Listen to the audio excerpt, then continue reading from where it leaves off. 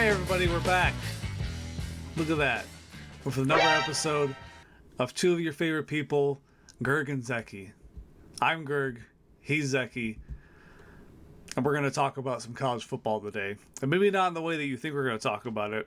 We're going to talk about some things that don't get a lot of light out there in the world of college football, especially this time of the year where there's actual football happening. One of them is about Zecki's own Florida State University. Yeah, I'm gonna be a hater of my own school. But he didn't go there, but his family did, and If it wasn't for Florida State, I wouldn't exist. I was conceived near the campus of Florida State. I thank the university for a lot of things, including my own life. I'm bitter. I'm very bitter about my Seminoles. I'm bitter about my Seminoles for a lot of reasons. By the time we're recording this, Florida State has just lost to Boston College, so they're 0-2. They're doing pretty rough. I don't really give a crap if my team sucks. Never have. It's not my, like, am I disappointed? Yeah, I'm disappointed. Boston College just beat us. They shouldn't have beat us. Shouldn't have even come in the ballpark of beating us. Not to say that Boston College doesn't deserve wins. They're a good, strong program. It's just that we were ranked 10th in the nation. We should have beat Georgia Tech. We didn't. Whatever. It's a fluke of a game. Then Boston College came in and basically manhandled us in our own house. That just should not have happened. And it's frustrating. I'm even willing to let this slide. But because I'm a Florida State fan and I see a bunch of things on my Instagram, Facebook, or whatever I have you, I was seeing a bunch of articles, and Florida State Seminoles coaching staff and players are making me really frustrated. So, Greg, if you want to share a little bit of what the video is about, we have an article here, then we're going to throw our 2 cents into it. So this article is from September 4th on Sports Illustrated. Florida State University football requesting the marching chiefs to stop war chant on third down. If you're not familiar with what the war chant is, it's one of the most popular, like, like, they were asking the marching chiefs to stop playing this on third downs when it's called while their defense is on the field, because they feel like it's interfering with the game. And apparently this was asked of them last season.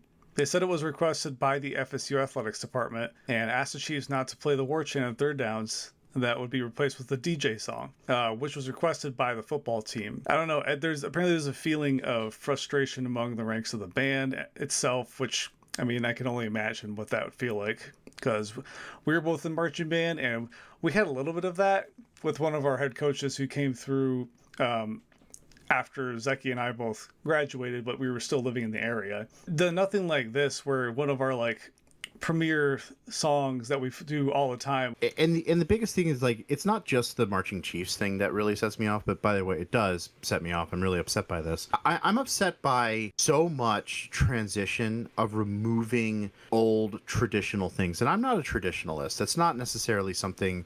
I think when I was younger, I used to be a traditionalist, and I kind of took pride that I was a traditionalist. But I am not a traditionalist anymore. I have learned that it's just not beneficial to do something for the sake of tradition. Like, it's not necessarily that's my caveat anymore, because I realize that traditions lose their meaning if they don't have substance behind it. But the substance that we have behind here at the Florida State game, there's 2 biggest things. One, last year we went undefeated, so Florida State had a good argument to be like, hey, can you stop playing the third down chant because it's really impeding and affecting us? Okay, cool. Then they wanted to continue that tradition, and they kind of doubled down on it, because it wasn't necessarily that article I read. There was another article where, like, the Seminoles, the football team was really critical that not only was the Seminole war chant distracting, but it was distracting almost all the time. And I'm like, first of all, you're losing. You're losing games, and you are finding excuses to why you're losing games. And it's pathetic that you're choosing a marching band to be the reasons why you're losing games. The war chant is one of the most powerful things that I've ever seen in all of college football. It is one of the most intimidating things to go to. It's one of the reasons why Florida State is one of the toughest places to play in the nation, because there is 80,000 people literally tomahawk chopping in a crowd, and a band that is 400 members plus, blazing loud. And it is just so incredibly intimidating to be in that atmosphere. And we have been winning consistently for literal decades. For 4 decades, Florida State has been overwhelmingly a winning program. And now, because of the NIL deals, because of the coaching staffing, and because of everyone coming in that's brand new into the program, they just want to get rid of the tradition because it just hurts our ears when we play football. That's frustrating. That's overwhelmingly frustrating. You should listen to your football players. I get it. You should listen to your athletics department. I get it. But giving up that kind of a thing, like, it really hurts the atmosphere of the stadium. It really hurts the, overall feel of what the Florida State football team is all about, to be honest. I mean, marching band can be so important to a football team, especially if, like, you've worked with them for decades on creating these traditions and being together. And it's like, I'm upset that one of the best traditions in college football is starting to just be thrown out the window because players don't like it, apparently. And I'm going to be a little bit conspiratorial and a little bit more frustrating on this too, because I've been a Florida State fan literally my entire life. I am 34 years old, so I have 34 years of Garnet and Gold bleeding through me. This channel gave Florida State so much love and support, saying that the snubbing was wrong, that everything sucked, and that legitimately they should have been in the championship last year, or at least the opportunity in the championship, regardless the program. But the franchise is starting to fall apart and wither in a way that is just deplorable. We lost 30 players because of the whole snubbing that happened at Florida State. We lost 30 players of everything that went on. The dealing and contracting, they all went to different places. They either went to the pros early or they went to a different university to play. So we lost an entire team. That's, you're allowed to have up to like 84 players on a team. We lost almost half of that in program and stuff like that. We gathered good players, we gathered a new team, but then all these people that come in here, they just demand different traditions. They just demand that, like, oh, because we are the big and hot shots, we get to make the decisions. And I know you made the decision last year, so I'm not necessarily blaming all the new players, but at the same time, how fucking dare you? This is not a game of tennis. This is not a game of tennis. Football is supposed to be loud. Football is supposed to be obnoxious. And it's supposed to be incredibly loud. It's supposed to be incredibly deafly loud to the point where the other team just does not know what to do because they are overwhelmed by the sound. It's supposed to feel that way. And what's different at Florida State is it's not just everyone going... It is literally a consistent war chant that's happening that is da da da da da da da da da da, and then you hear the whole crowd doing the same thing. That is intimidating. That is scary.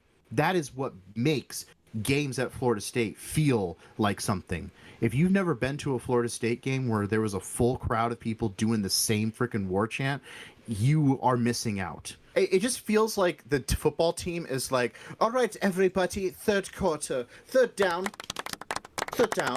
yes, yes, everybody, wait, we're going to stop them. And then you get to cheer at the end when we stop them.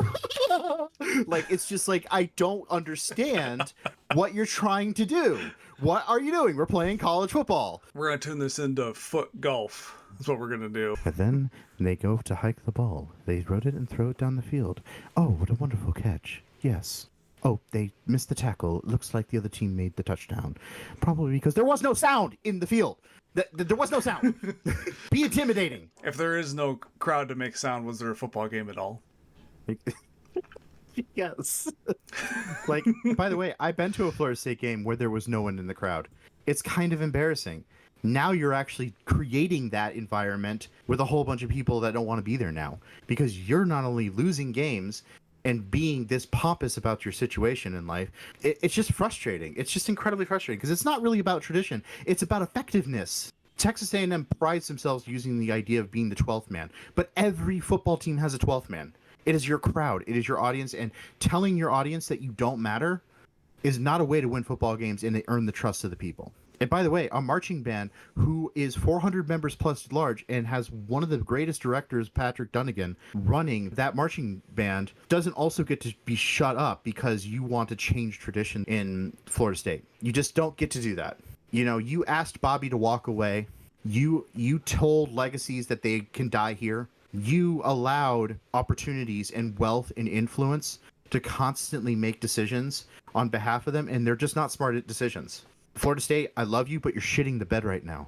It seems like Florida State's a little distracted right now. They can't win a football game to save their lives. Maybe they should focus a little less on leaving the ACC or not having a third down chant anymore. It's frustrating to see you be this distraught about it because it's something that I've seen you love your whole life. This is my team. Florida State is my team. Western Michigan Broncos are a close second, if not a tied for first. This is my team. This is the team that I love. And so when it comes to saying this, I'm not saying this to be a butt-hurty kind of fan or anything like that. I'm saying this because I literally feel like an identity crisis is happening at the university. Florida State, you fell for the wrong narrative. Like when I'm saying you shit the bed, I mean it. You fell for the wrong narrative. You fell for the narrative that only SEC and Big Ten matter, and you wanted a piece of that pie. You wanted to find the finer things in life, and you wanted to go for the established quo. And I hate it. I hate it. Because you're not doing yourself a favor. You are being disingenuous. And Clemson, you are right behind them. Yeah, we can get more into that Another time, for sure. another episode. I think we're going to close this one out. And the words of Rick and Morty, you need to get your shit together. I don't care how you do it. Grab it, put it in a bag, bundle it all up. I don't care how you get it. Just get your shit together. Thank you. Wiser words have not been spoken from Rick and Morty. But yeah, we'll see you guys later. See you next episode. Goodbye. Bye. Mm-hmm.